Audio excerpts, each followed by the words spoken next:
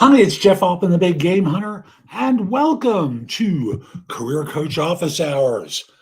It is August 19th, 2022. I think it's the 19th. My microphone's in the way. There we go. August 19th, 2022. When I do Career Coach Office Hours, I take questions from people about job search, hiring more effectively, management, leadership, dealing with career transition, or someone who wants advice about a workplace issue. You can always send questions to me in advance of the show, and I'll take them on air. Or you can join me here and put them into chat. That's always fun. I have no time to prep. Not like I spend a lot of time prepping anyway, but it's fun for me to deal with things on the fly. I'm going to remind you about visiting my website, thebiggamehunter.us, to be able to schedule time for a free discovery call, a coaching session. My blog has more than 12,000 searchable posts that you can watch, listen to, or read, and they will help you in all those categories I mentioned earlier. The courses, by the way, have an emphasis on interviewing, where I know I do a great job with that. So don't hesitate to look at my courses. You can buy or rent them. They do help a lot of people. Also, subscribe to Job Search TV. It's available on YouTube. It's jobsearchtv.com. Takes you directly to my YouTube channel. You can download an app by the same name for Amazon. And my content is also available on bingenetworks.tv with a lot of other people's stuff. And that goes to about 300 other different streaming services. And my podcast, No BS Job Search Advice Radio, is available in Apple Podcasts, Spotify as a video podcast, Google Play, Amazon Music, wherever you listen to podcasts, it will be available for you. And lastly, connect with me on LinkedIn at linkedin.com/IN/the Big Game Hunter. Please don't be a spammer and try and think you're going to sell me something. Someone just tried to persuade me to buy a franchise a moment ago. And suffice it to say, once I connected with them, as soon as the first message was about that, they're not connected with me any longer. So let me just tell you, on Monday, I'm doing a special live stream with Marty Gilbert, who runs North Shore Executive Networking Group in Chicago. It's Marty's account, so on LinkedIn Live, look for Marty Gilbert and Jeff Altman, and you'll be able to join us for a live stream Monday the 25th. Is it the 25th? I'm sorry, Monday the 22nd is what it is. Sorry. The 22nd at 1 p.m. Eastern, noon Central, 11 Mountain, 10 Pacific, and ask questions of us live, or you can send them to us in advance. Also, I'm going to mention to you, on Thursday, I've been part of a summit that's been hosted. Contact me, or if we're connected on LinkedIn. I just released a newsletter that mentions the live stream with Marty and the summit that I'm doing beginning Thursday. The summit, each of us is providing some great bonuses. In my case, it's a copy of a new book that's not out yet. It'll be out in approximately 3 weeks, called Get Your Job Search Organized Now.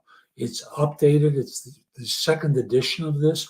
I released the first one years ago, and I've taken it out of print, and now it'll be available shortly. So you'll be able to get a copy of that if you register for the summit. So message me about that on LinkedIn. Again, linkedin.com/IN/the Big Game Hunter. I'll send you the registration notes about that. So I've got a lot of different questions I've been asked that I want to cover with you today.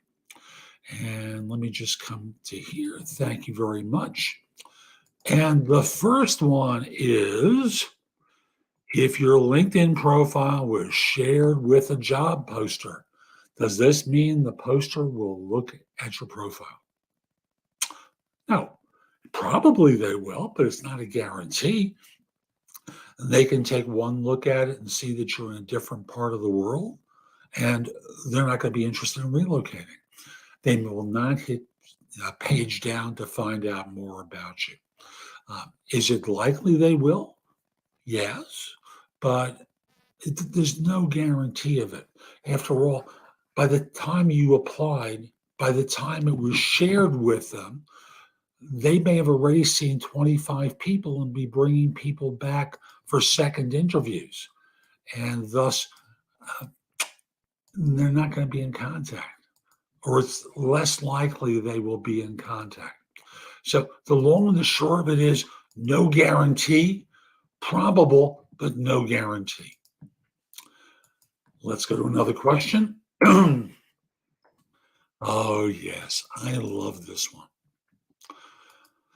Are tattoos and piercings now a legit, stupid reason not to hire someone? I'm going to key in on the word legit.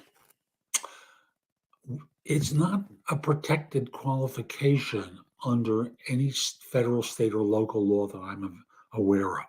If it is, they can't discriminate for that reason. In some parts of the country, I believe hair or hairstyle is no longer a legal reason to turn someone down. I forget what states that involves, but it's the notion that African American women in particular have hairstyles that in the white world are considered unconventional, blah, blah, blah, blah, blah.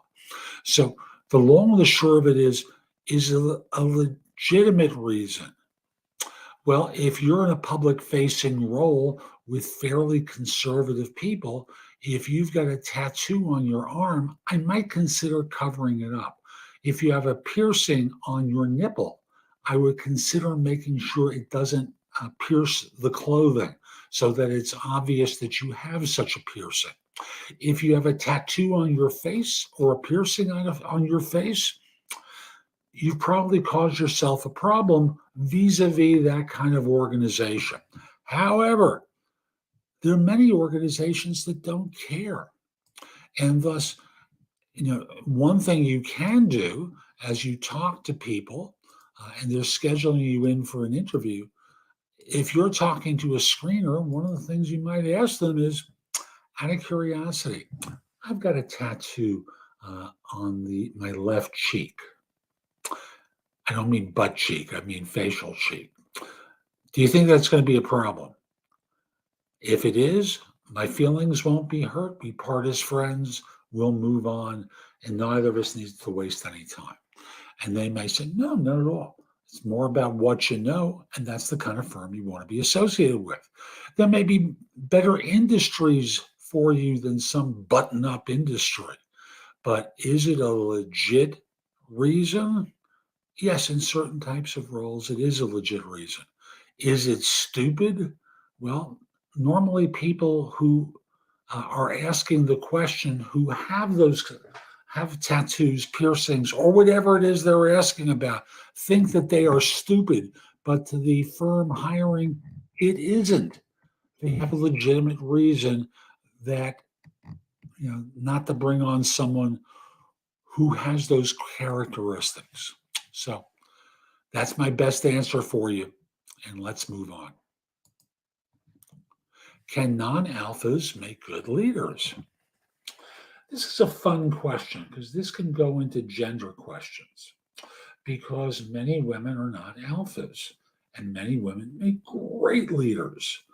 And the notion of an alpha being the only kind of leadership is a remarkably immature thought. Leaders inspire confidence and their people work hard for them. It's not because they're yelling and screaming and making demands. It's because they've been well selected, they're inspired to do great things, and the leader knows how to light the fire within them so that they want to do stuff. So, can they make good leaders? Absolutely, depending upon the culture of the firm. Some firms don't want to hire what you might call an alpha. They want to hire effective people. And what makes someone effective in their culture may not be an alpha. So, yes, of course, they could make good leaders. But the question is, can they make a good leader for that organization?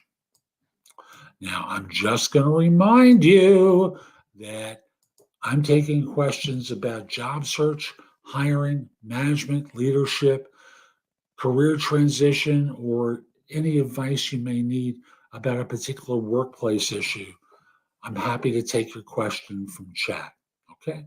In addition, visit my website to schedule time for a free discovery call, a coaching session, to visit my blog, which has more than 12,000 searchable posts.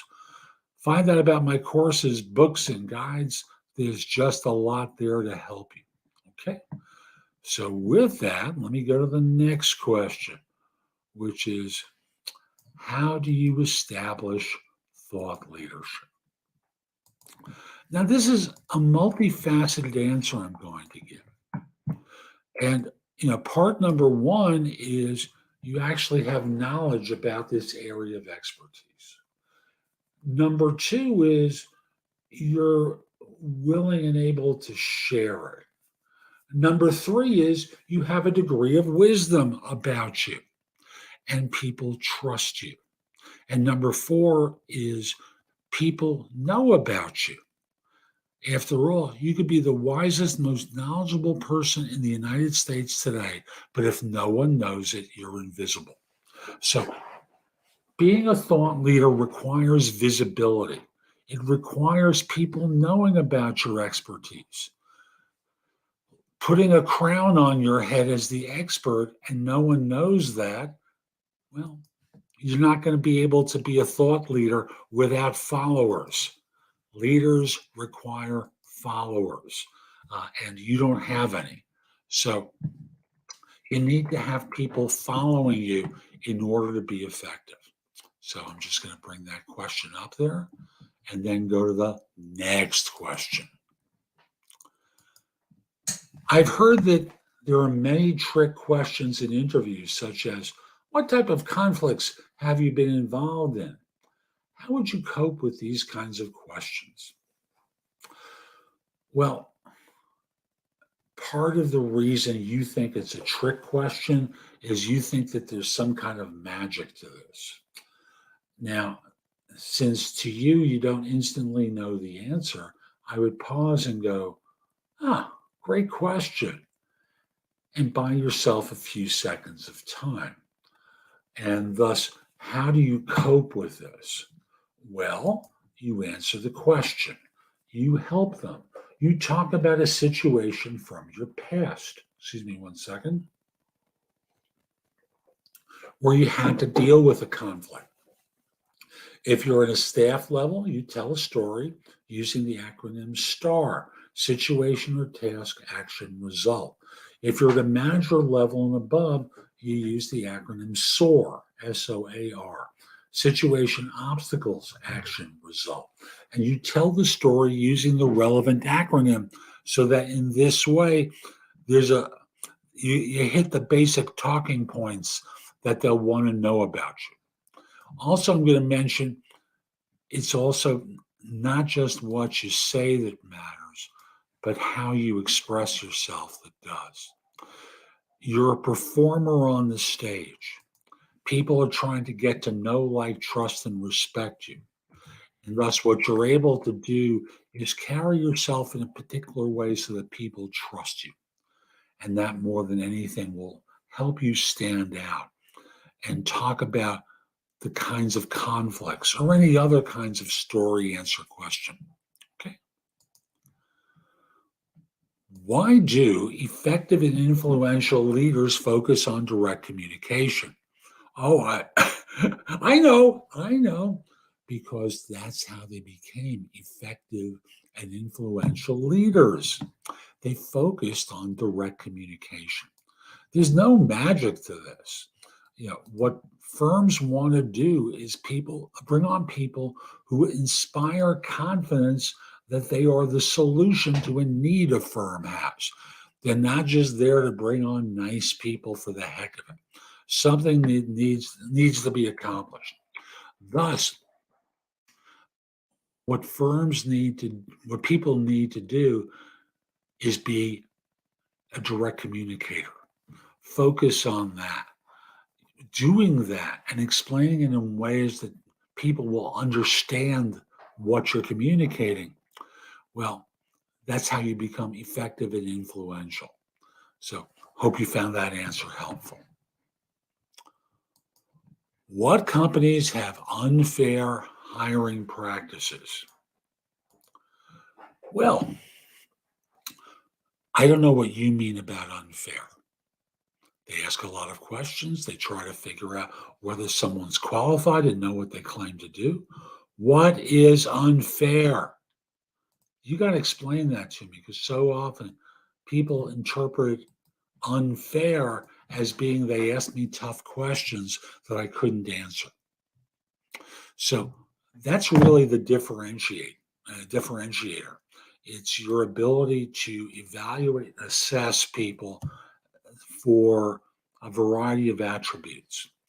And thus, for you, don't think in terms of unfairness. Seriously, don't think in terms of unfairness. Think in terms of making them fall in love. No love, no money, no honey. Okay. Oh, yeah. How should we assess talent when hiring? Oh, my. So that's the basic question. How should we assess talent when hiring? To do that, everyone involved in the hiring process has to get clear about the skills being sought and get clear and on the same page of what they're going to evaluate for in the way of a baseline so that everyone's asked the same questions and you're not in the position of being perceived as biased. So everyone gets certain questions in order to verify a person has baseline knowledge that would allow them to appear effective and successful in the job. Now, once you have that, many of you have heard me say this before from the job hunter perspective. Now let's look at it from the employer's side. They want to know that you're competent, self-confident, have character, chemistry with the team, maybe a little bit of charisma. Charismatic people always do better than non-charismatics. That you care, that they can connect with you, because ultimately they want to trust the person they hire. No trust, rarely will you be hired. So that's what they're really looking for when they assess talent. And that's what you should be looking for when you evaluate for talent. Is it really harder to get a job, or are people more selective about which jobs to pursue? Well, I think, frankly, it's a bit of both. And we start off with, why are they selective? Why has the market changed so that fewer people are interested and available in jobs? Well, there's a lot of reasons for that, but it starts off with, is it harder? Yes. The economy is slowing down. And despite the federal jobs report, those jobs include not just white collar workers, but blue collar and no collar workers who are working part time or have taken on a second job. The federal numbers, well, the federal jobs numbers, as released by the Bureau of Labor Statistics, include part-time jobs, second jobs, camp counselors. This was a report from July. The numbers are huge. 533,000 people were hired, but not all full-time. And what we do is we think of a job as being a full-time position. It isn't. What it is a reflection of the market, and thus it allows you to, sorry, something just popped up. It allows you to discern what makes sense for you. So, is it harder to get a job? If you're a white collar worker in the United States, it is harder to get a job because the economy is slowing down. Firms are rescinding offers, or some firms are rescinding offers. Some firms are canceling job requirements. So, yes, it's slowing down a bit. And, excuse me, and thus you're in a situation where, there are fewer jobs, at least fewer full-time jobs. So it's important to network to find work. Let me repeat that. It's important to network in order to find work.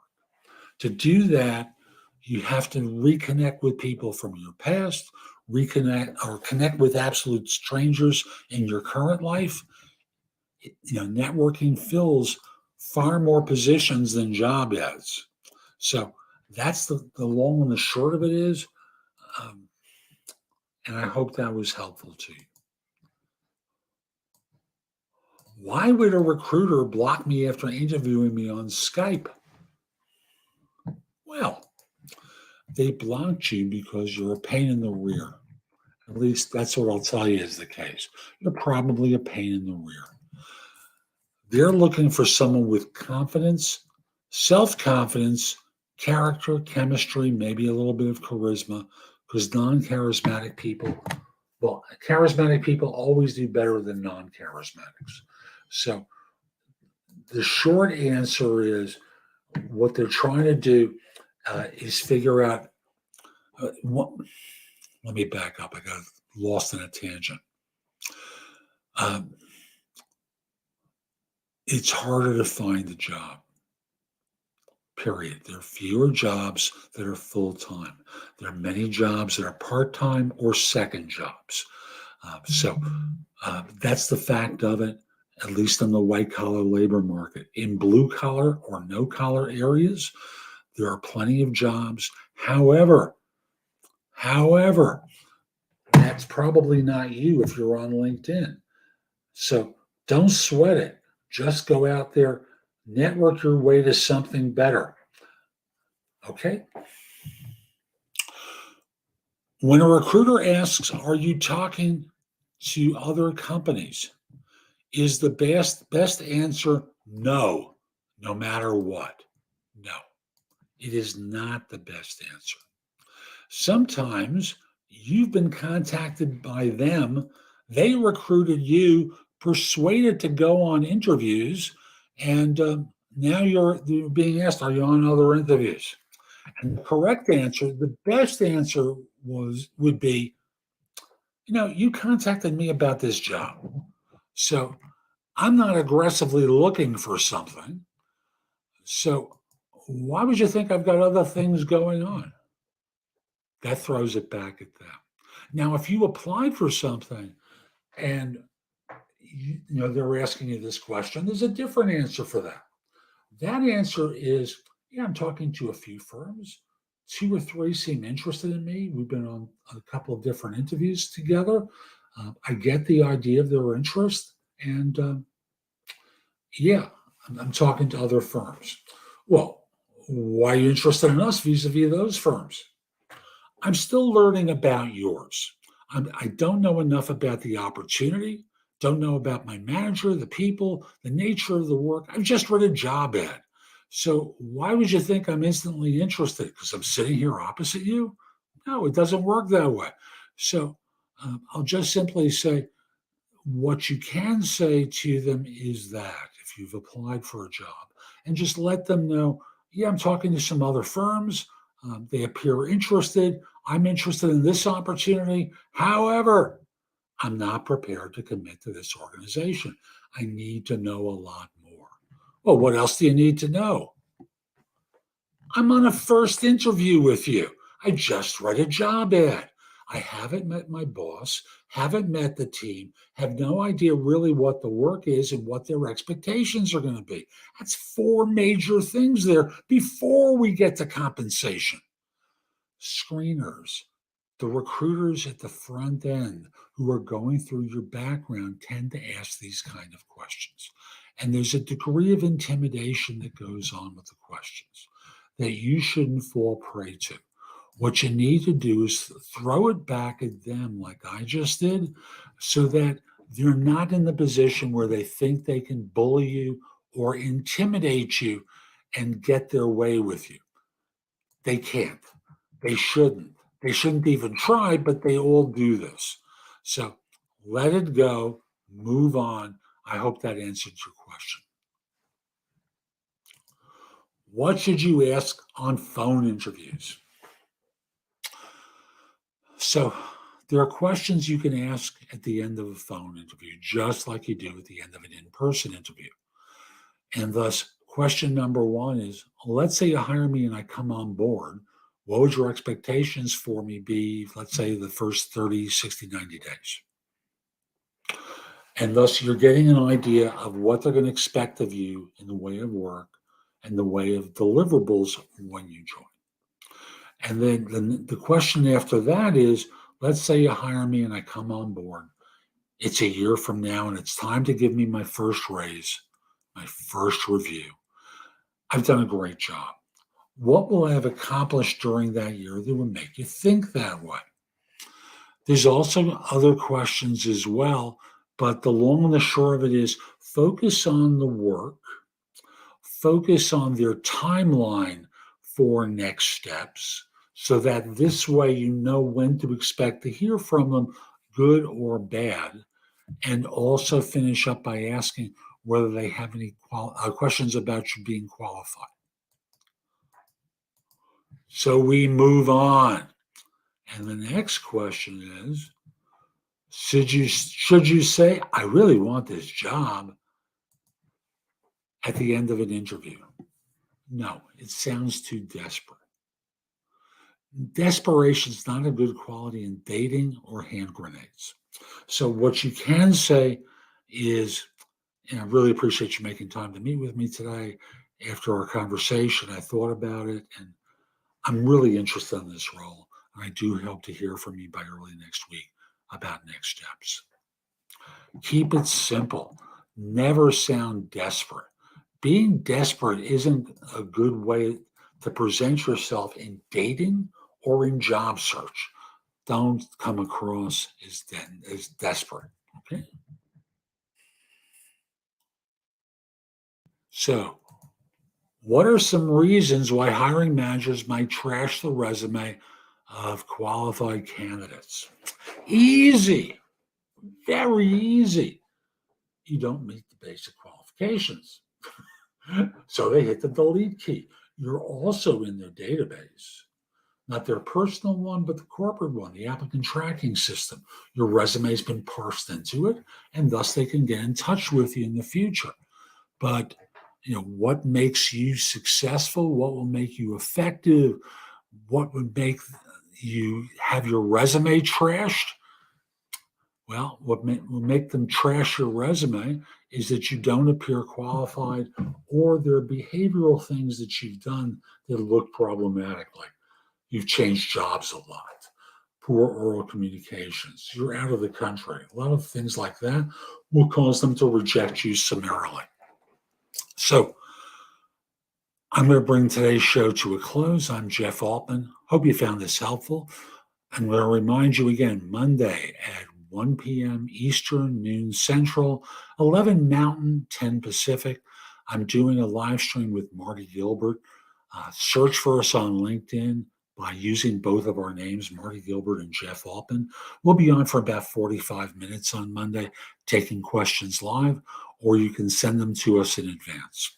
In addition, I'll have information again available about the summit that's coming out on Thursday, where I've done a session about recession-proofing your career. After all, with the U.S. recession for white-collar talent being very prevalent, then you got to do things to protect yourself. And if you say, well, the U.S. Bureau of Labor Statistics says we added 555,000 jobs last month, 300,000 of them were part-time or camp counselors. So this is not a great jobs report because there's so many part-time jobs there. So send me a message. I'll send you the information for the summit. There's a lot more to learn. And you also get a free pass to a workshop from one of Tony Robbins' trainers by registering for this summit. So again, message me on LinkedIn at linkedin.com/IN/the Big Game Hunter. I'm going to remind you about visiting my website, thebiggamehunter.us. There's a ton in the blog that will help you. Also, there's information about my courses, books, and guides. There's also information about, well, a lot of stuff. And thus connect with me or follow me on LinkedIn at linkedin.com/IN/the Big Game Hunter. Mention that you saw this. I like knowing I'm helping some folks. And once we're connected, my network is probably a lot larger than yours. It's going to expand your reach by a lot. Lastly, connect with me on LinkedIn at linkedin.com/IN/the Big Game Hunter. Have a terrific day. And most importantly, be great. Take care.